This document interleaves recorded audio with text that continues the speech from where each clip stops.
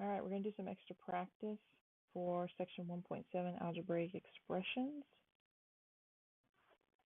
All right, number 1 says, given the algebraic expression, and here's an expression, what are the terms, what are the coefficients? So remember, the terms are separated by the plus and minus signs. So if we draw some vertical lines where we see plus and minus signs, we are separating the terms.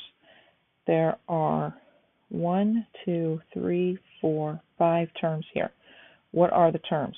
So we can write out the terms if we want. Let's see if we can make this so we have enough room to write out the terms. The first term is 2x to the 5th. The second term is negative x cubed, y to the 7th. The third term is 4x to the 5th y. The fourth term is just y. And the fifth term is negative 8. So 5 terms. So the next expression asks what are the coefficients. So each term has a coefficient. It's the numerical factor at the beginning of each term. And in some terms, it's invisible. So if you don't see a number at the front, that coefficient is 1. So we're going to list these coefficients for each term. So the coefficient of the first term is 2. The coefficient of the second term is negative, what's this? This is an invisible 1. So the coefficient of the second term is negative 1. The coefficient of the third term is 4. The coefficient of the fourth term, again, is that invisible 1. And the coefficient of the fifth term is the negative 8. Even though there's no variables, that's still a coefficient. So those are the coefficients of each term in that expression. All right, now we're going to translate. The sum of a number and 5. So we're going to write an expression. The sum means we're going to add the words a number or an unknown number are your variable. And here it doesn't tell us what variable to use. So we can use n. N stands for number. The sum of a number and 5 is n plus 5. The product of a number and 3 less than 7. So we're going to multiply what? We're going to multiply. Product means multiply. We're going to multiply a number. And 3 less than means 3 is being taken away from 7. Of course, that could be simplified because 7 minus 3 is 4. Let's do this one. If 7 times a number is decreased by 2, the result is 10 less than twice the number. Okay, it sounds really complicated at first, so we just have to take it little by little. If 7 times a number, how do we write 7 times a number? 7n. Is decreased by 2. Is decreased means subtract. So decreased by 2. The result is, that's your equal sign. 10 less than does not mean you're starting with 10. 10 less than something means you're going to subtract 10 from something. So 10 less than what? 10 less than twice the number. Twice means times 2. Twice the number would be 2n.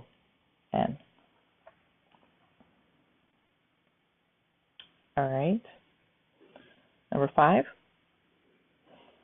4 times the sum of a number and 8 is equal to 40. So this is actually going to be an equation because we have the equal to sign here. 4 times something. Well, 4 times is the 4, but what is 4 times? 4 times the sum. Well, we did this in the practice. To do 4 times the sum actually has to be in parentheses. So we're going to have a sum in parentheses. What's in the sum? A number and 8. 4 times the sum of a number and 8. So this is going to be the number and 8. So n plus 8 is equal to is a signal for your equal sign and 40. So 4 times the sum of a number and 8 is equal to 40. On number 6, the sum of a number and the square of a number, the sum of a number and the square of the number is equal to 5 less than twice the number. Ooh, the sum. So we're going to sum something. So the sum means we're going to add. What are we adding? A number and the square of a number. All right, so the number is n.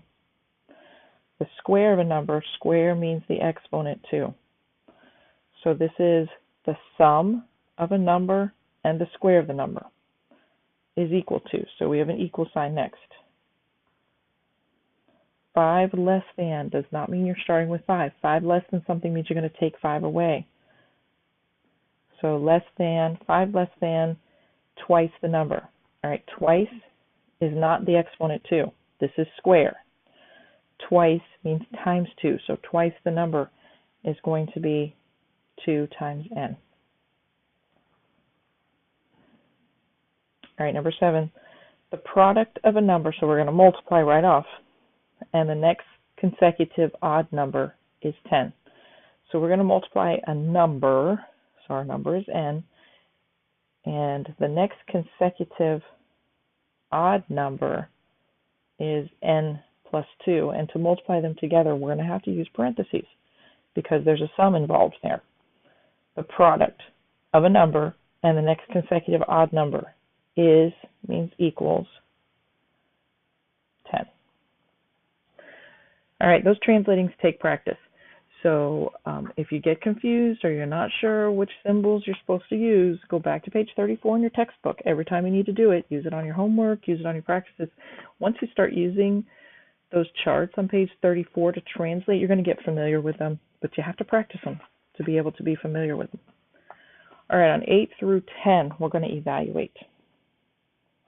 So evaluate these expressions.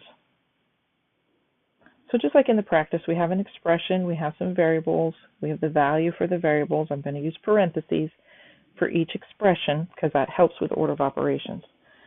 So starting with a 2 and then an a over b minus c squared. And we're just going to put the value, first a is 6, then b is negative 4, and then c is negative 3. All right, I don't have a lot of room here, so I think we'll just make some squiggly lines here and just carry things horizontal. The first thing we should do is simplify this fraction here, the numerator, then divide by the denominator, because this is a grouping symbol. So we're first going to simplify this. Well, 2 times 6 is 12.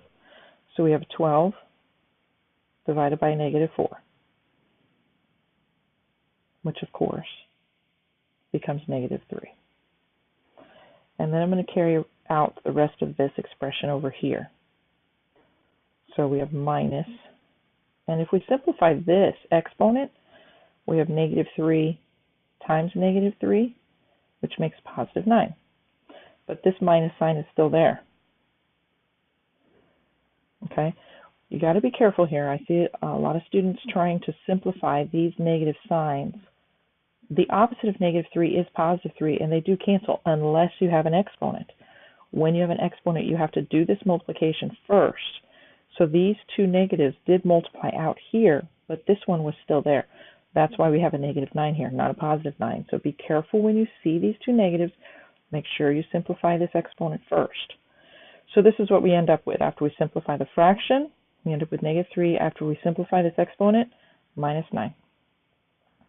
And negative 3 minus 9, they're both on the same team. They're both negatives. This equals negative 12.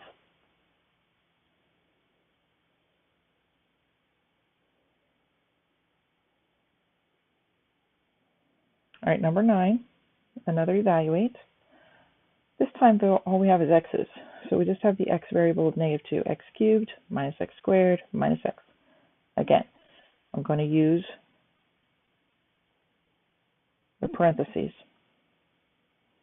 So x cubed minus x squared minus x.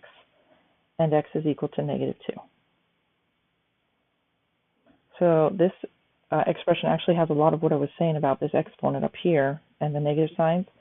You want to make sure you simplify this exponent before you cancel these negative signs. Exponents, canceling the negative signs is a multiplication operation, and exponents always come first in order of operations. So we're going to simplify these exponents first. So what have we got here? We've got negative 2 cubed. Negative 2 times negative 2 times negative 2. With 3 negative signs, that's going to equal negative 8. Then we have this negative sign right here. It's going to come straight down. It is not going to cancel with this. So we've got that negative sign coming straight down. Then we have negative 2 squared, which is negative 2 times negative 2 makes positive 4. Now, these two negative signs can cancel because there is no exponent here. So the opposite of negative 2 is positive 2. So this is what we end up with. Always being careful to not cancel negative signs before we simplify exponents. So negative 8 and negative 4, they're both negatives. They can group up together to make negative 12 plus 2, and they're going to fight against each other. But since the negative guys have more, we're going to end up with negative, and the two positives will cancel off 2 of the negatives, so we end up with negative 10.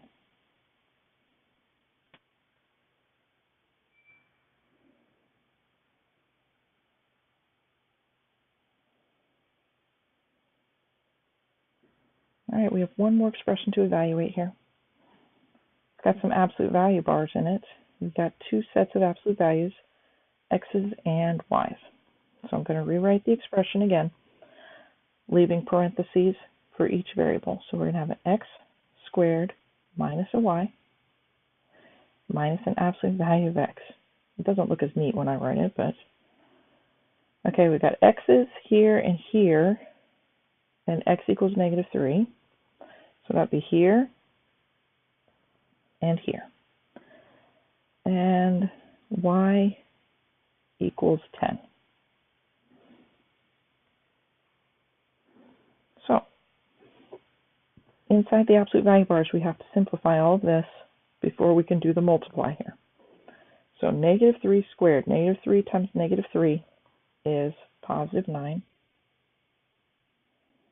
minus the 10 is negative 1. And the absolute value of negative 1 is positive 1. But we still have this negative 3 out here being multiplied times all of that stuff from the absolute value. This negative sign is going to come down. So that's that negative sign right there coming down. There's no operations inside this absolute value, so you're just going to take the absolute value. How far is negative 3 from 0? It's 3 units away. So we're left here with a multiply and then a subtract. Obviously, multiply first. Negative 3 times 1 is negative 3. Then minus this 3, and they're both negatives, so they're on the same team. That comes out to be negative 6.